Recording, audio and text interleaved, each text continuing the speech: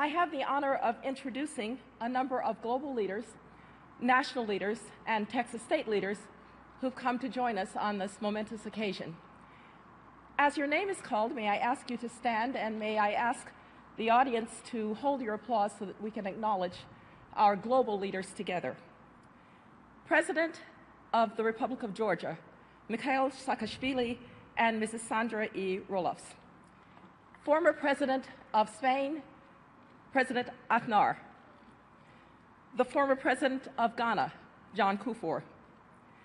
The former President of South Korea, Lee Myung-bak and Mrs. Yoon Kim. Former President and Mrs. Lourdes Maria Rodriguez de Flores of El Salvador. Former Prime Minister Silvio Berlusconi of Italy.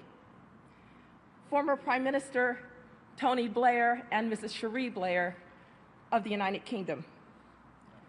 Former Prime Minister and Mrs. John Howard of Australia. Former Prime Minister and Mrs. Ehud Olmert of Israel.